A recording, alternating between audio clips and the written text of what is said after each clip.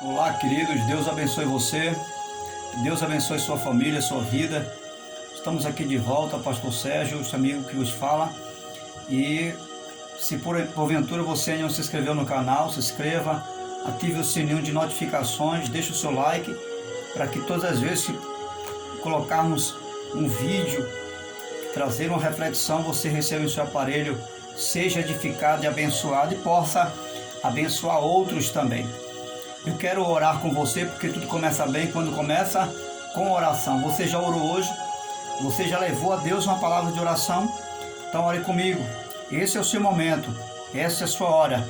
Deus, em nome de Jesus, queremos te louvar pela bênção da oração, pela liberdade de poder estar aqui falando contigo. Eu oro por essa pessoa que comigo ora também. Abre as portas desse momento para esta vida. Aceita e considera a oração deste seu servo, desta sua serva, em nome do Senhor Jesus, independente do credo religioso dessa pessoa, seja ela alcançada por ti, meu Deus, com graça e poder, em nome de Jesus. Você que crê, diga amém. Muito bem, eu quero iniciar essa reflexão fazendo uma pergunta para mim e para você. Qual a realidade da sua vida hoje?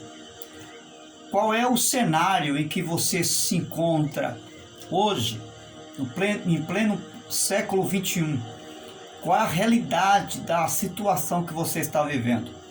Seja ela boa ou ruim, esteja você no alto dos montes ou nos vales da vida, qual a circunstância que você está vivendo hoje? E dentro dessa pergunta, à luz da palavra de Deus, quero deixar para mim, para você, para nós, algumas lições preciosas que Jesus nos deixa ao encarar a vida com realidade, com transparência, sem arrudeios, com franqueza, como ela nos apresenta. Que às vezes a gente quer mascarar a vida, já percebeu isso? De vez em quando a gente quer fazer alguns arrudeios, a gente quer interpelar a vida com contratempos, mascarar, fazer de conta, fingir que não está acontecendo isso, fingir que não está acontecendo aquilo. Mas Jesus nos dá uma receita. Ele vai nos ensinar como nós devemos nos portar diante da realidade da vida, esteja ela nos trazendo bons momentos ou maus momentos, esteja ela nos trazendo tristezas ou alegrias, esteja ela nos confrontando ou não. Jesus vai nos trazer lições maravilhosas e lições que vai nos fazer vencer toda e qualquer circunstância da vida. A primeira pergunta, a primeira questão em pauta em relação à realidade da vida que vivemos hoje é: que realidade eu e você estamos vivendo? Estamos vivendo um tempo de censura ao que é certo? Será que você está vivendo esse tempo? Será que estamos vivendo um tempo onde as pessoas estão limitando nós fazermos aquilo que é certo? Será que é esse tempo aí que estamos vivendo? E se formos olhar direitinho, estamos vivendo uma realidade que é um fato. Estão colocando censura no que diz respeito àquilo que é certo. Exemplo, estão nos confrontando e dizendo que a igreja não é algo essencial, não é? Você está vendo aí, né? A mídia e enfim o governador está colocando estampado aí que a igreja não é algo essencial, ou seja, está nos limitando a fazer aquilo que é certo. Como Jesus se deparava diante dessa situação? Ou quem sabe alguém está limitando você a fazer aquilo que é certo em alguma outra área? Como Jesus se comportaria vivendo essa realidade que eu e você estamos vivendo hoje? Lucas capítulo 6, versículo 12 vai dizer a seguinte expressão: num daqueles dias, Jesus saiu para o monte a fim de orar e passou a noite orando a Deus.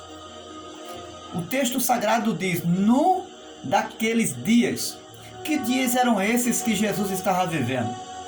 Se você ler o contexto desse texto, no capítulo 6, versículo 1, Jesus ele é confrontado por alguns fariseus, porque Jesus passava por algumas lavouras de cereais e os seus discípulos começaram a colher, começaram a comer, a debulhar espigas, e os fariseus começaram a repreender ele, a falar com ele que não era permitido fazer aquela colheita e se alimentar no sábado. Jesus responde: vocês nunca leram o que fez Davi?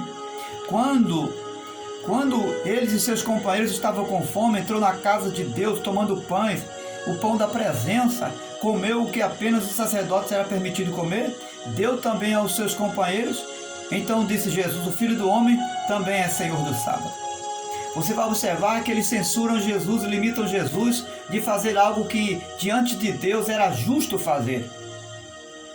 E Jesus vai interpelar eles e perguntar lá na frente: que é mais válido diante de Deus? O matar a necessidade do corpo, ou seja, o se alimentar, ou o preservar o sábado? Jesus está dizendo: a vida é melhor do que qualquer tradição. A vida é superior a qualquer tradição religiosa. Então você vai observar que Jesus também vive um momento de censura. Mas o texto sagrado vai falar que ao invés dele ficar batendo de frente, ele vai orar. O texto sagrado vai nos mostrar que num daqueles dias, esses dias que Jesus estava vivendo, era um cenário de política, era um cenário de um puxa para cá, outro puxa para lá. Na verdade, os fariseus não estavam visando a condição da lei, o zelo da lei, eles estavam politicando, na verdade. Para você ter uma ideia, até as pessoas que eles iam ganhar para Deus, que na verdade não é para Deus, eles iam fazer um proselitismo. Era o tipo de uma evangelização onde eles conquistavam as pessoas não para Deus, mas para si, ou seja, para compor o seu grupo de religiosidade. Então você vai observar que Jesus vivia em um momento de política, em um momento de censura, e ele não é detido, ele não para por conta dessas coisas, ele vai orar. O que Deus está dizendo para mim e para você é que nesse momento de censura, de limites, não existe coisa melhor para mim e para você fazer do que viver uma vida de oração. É isso que eu e você precisamos fazer. Vamos orar, e vamos orar com intensidade. Não se limite às circunstâncias que você não está podendo fazer. Aquilo que você não está podendo alcançar, aonde você não está podendo chegar, Deus vai ao seu encontro, através da minha e através da sua oração. Os paradigmas e todas as barreiras saem de nossa frente quando nós nos colocamos de joelho na presença de Deus. Segunda questão e pergunta é: eu e você estamos vivendo nesse tempo presente movido pelo que as pessoas pensam ou não de mim e de você? Você é uma pessoa que vive movida pelo que as pessoas pensam ou não deixam de pensar de você? Qual é a sua postura diante dessa realidade hoje? No texto sagrado de Mateus, no capítulo 3, versículo 17, o texto vai nos ensinar, em relação à pessoa de Jesus, que quando Jesus é batizado, 3 coisas acontecem. Os céus se abrem, o Espírito Santo vem sobre ele, e uma voz do céu brada dizendo: este é o meu Filho amado. Escute, nós precisamos aprender com Jesus, que não importa o que as pessoas venham dizer de mim ou de você, o que importa é o que eu sou para Deus. O que importa é o que você é diante de Deus, um filho amado de Deus. Alguém pode até dizer que você não serve. Alguém pode até dizer que você não é amado de Deus. Alguém pode até injuriar você de alguém que não é de Deus. Mas Deus está dizendo: você é o meu filho amado. Jesus vivia sob essa base espiritual. Ele tinha consciência que não importava o quanto ele era odiado ou amado pelas pessoas. Não importava o quanto as pessoas recepcionassem ele ou não. Não importava o quanto a sua família, o quanto os seus irmãos viessem o contrariar em relação àquilo que ele fazia ou deixasse de fazer, isso não importava para Jesus. O que estava importando para Jesus era que ele tinha consciência que ele era o Filho amado de Deus.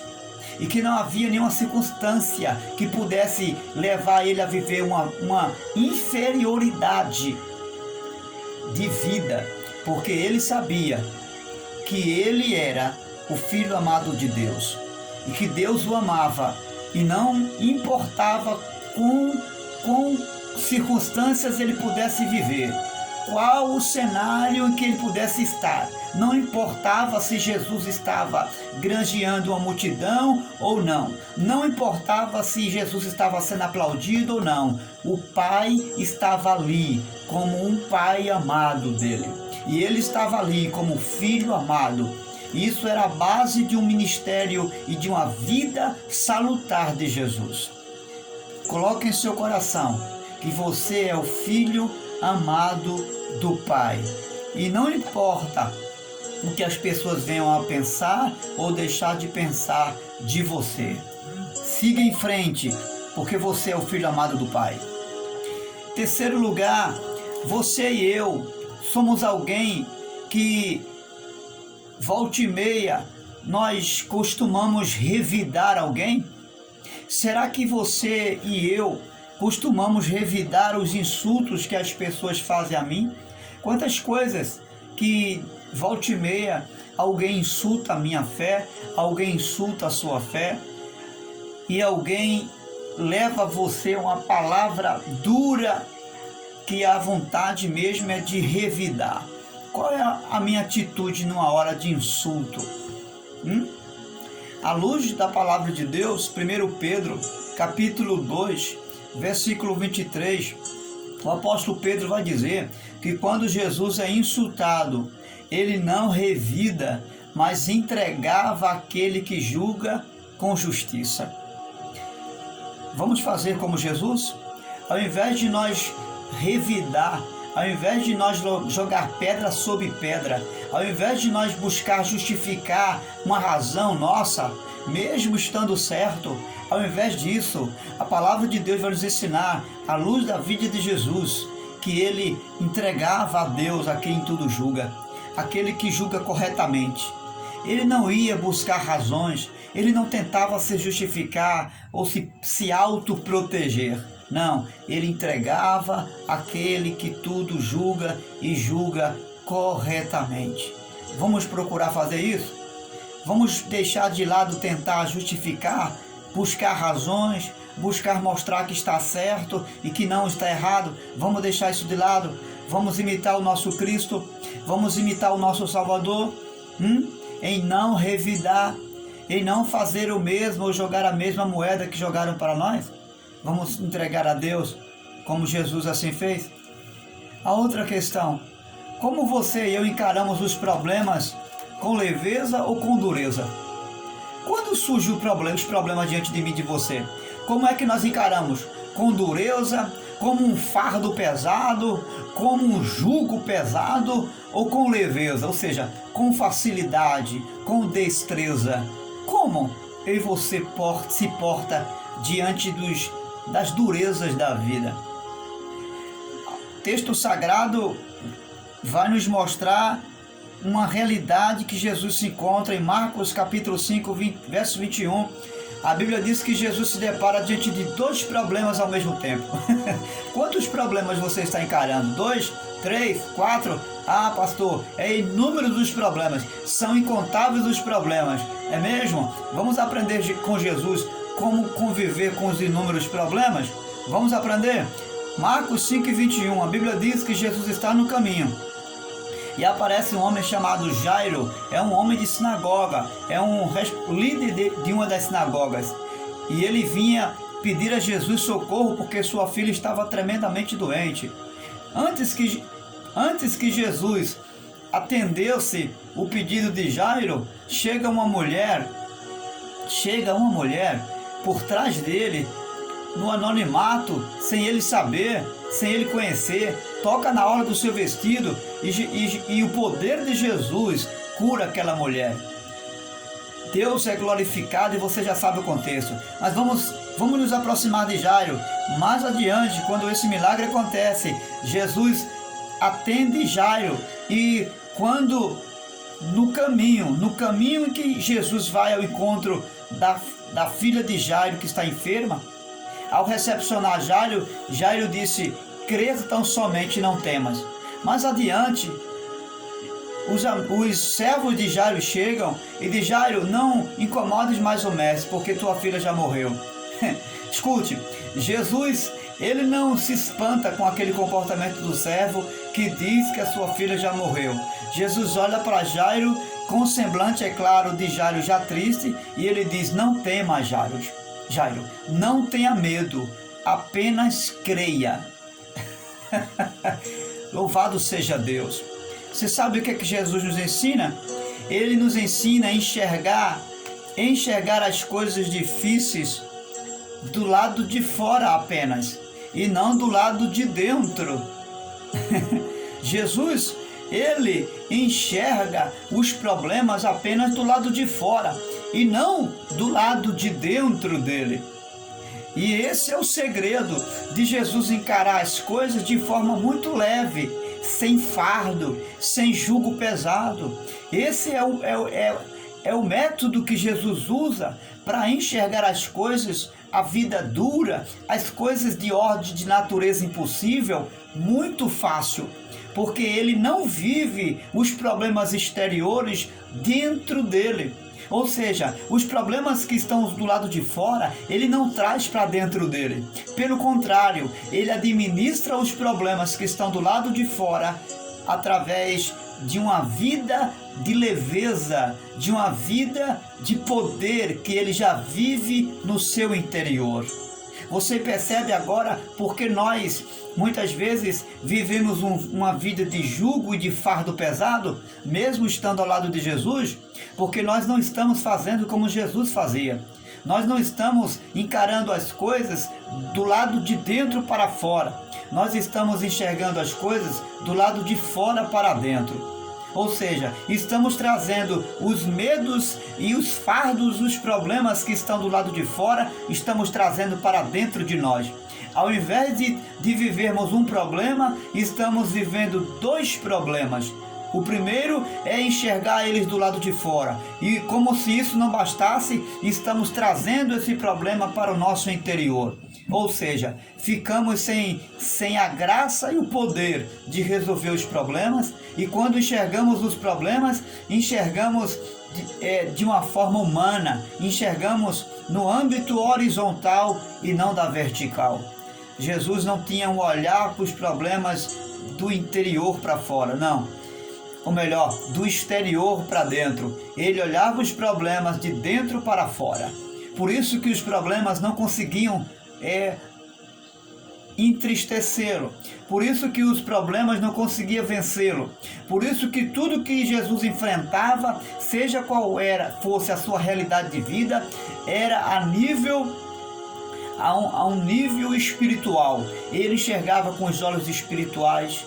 E esses olhos, essa forma de enxergar a vida, levava Jesus a viver os problemas com facilidade, a lidar com os problemas sem nenhuma dificuldade, porque ele não vivia esses problemas dentro dele. Comece a partir de hoje mudar esse seu comportamento, que eu e você venhamos a viver a realidade do nosso viver de forma leve, de forma tranquila, de forma consolidada com o que Jesus fazia. Uma outra pergunta: qual é a realidade da sua vida e a minha hoje? Você vive esperando o favor dos outros? Você é alguém que vive dependendo de que os outros façam algo para você? Você está vivendo essa realidade? Você vive esperando o favor dos outros? Qual a sua resposta? Ou você vive em função de agradar A ou B, ou em função de fazer a vontade da multidão? Qual a sua realidade hoje? Qual a sua perspectiva de vida em todos os aspectos? O que você faz é para agradar A, B, é para chamar a atenção da multidão? O que você faz está ligado? Qual é a motivação daquilo que você faz? Qual é a razão? Qual é a circunstância que leva você a fazer ou deixar de fazer, ou viver ou deixar de viver a vida? O texto sagrado em João, no capítulo 6 e versículo 38, Jesus vai dizer uma expressão bem interessante. Ele disse que veio para fazer a vontade do Pai. Tanto a mãe de Jesus quanto os irmãos vão atrás de Jesus. Ele está dentro de uma casa, cultuando, ensinando. E chamam ele e diz: olha, tua mãe e teus irmãos estão te chamando. E Jesus manda um recado: olha, minha mãe, meu pai, meus irmãos são aqueles que fazem a vontade de meu Pai que está nos céus. Jesus está dizendo que ele tem um compromisso, e um único compromisso com o Pai. Que o compromisso dele é com aqueles que fazem a vontade do Pai. Observe que Jesus ele tem um linear de vida. Ele inclina-se para uma única pessoa, não para a multidão, não para A, para B. Ele não está preocupado em função, vivendo em função de agradar a mãe, pai e irmãos. Não, ele vive em função de agradar uma única pessoa, a vontade de Deus. E tudo que ele faz é em função de chamar a atenção de uma única pessoa, o Pai que está diante dele. Ele não vive em função de chamar a atenção da multidão que lhe cerca, nem dos espectadores que estão lhe observando com outras motivações. Não. Ele só tem uma motivação para viver: fazer a vontade de Deus. Quem sabe você está vivendo uma vida frustrada, porque você tem feito algo para chamar a atenção das pessoas. Porque quem sabe você tem ficado triste porque quando posta alguma coisa, quando faz alguma coisa na igreja, quando deixa de fazer, as pessoas, você não consegue chamar a atenção das pessoas. Você já observou que tem pessoas que colocam a foto numa rede social esperando ser curtido por alguém? Tem outros que abrem uma rede social e busca milhões e milhões de pessoas para segui-lo. Outros buscam seguidores. E isso afaga, isso traz uma certa massagem para o coração de muita gente. Você observou que isso tem levado muita gente a viver como uma função disso? Tem pessoas que não conseguem viver em função de outra coisa, senão em chamar a atenção do outro. Isso é uma doença. Eu não estou nem aí se o vídeo que eu posto, se uma mensagem que eu deixo numa rede social, se uma mensagem que eu coloco, ou se uma foto, ou se uma informação que eu posto, se alguém está lá curtindo, se alguém disse alguma coisa ou deixou de dizer, ou falou alguma coisa contra o que eu esperava, eu não estou nem aí. Sabe por quê? Porque eu não vivo em função dos aplausos e do que as pessoas acham, vão deixar de enxergar meu respeito, querido. Eu vivo em função de agradar a Deus e de fazer a vontade dele. Ou seja, eu tenho um delinear, eu tenho um único para agradar. Eu não vivo em função de agradar multidão, eu vivo em função de agradar uma única pessoa, o meu Senhor Jesus Cristo. É isso que importa para mim. Se você quer viver uma vida de acordo com a vontade de Deus, acabe com esse negócio de estar vivendo em função de que alguém enxergue você. Não importa. importa se você está sendo visto pelo pastor, deixa de ser visto pelo pastor, se a igreja, ou se o seu vizinho, se a sua família, se o seu pai, se sua mãe, não importa se você não está conseguindo chamar a atenção do público, da massa, não interessa. O que importa é que você chame a atenção de uma única pessoa, a atenção do Pai. Há um filho amado que é você. Quando você se tratar disso, quando você for curado disso, você vai viver uma nova realidade de vida. A sua vida, a sua expectativa de vida vai ser outra. E esse fardo que está sobre você, de viver em função de chamar a atenção das pessoas,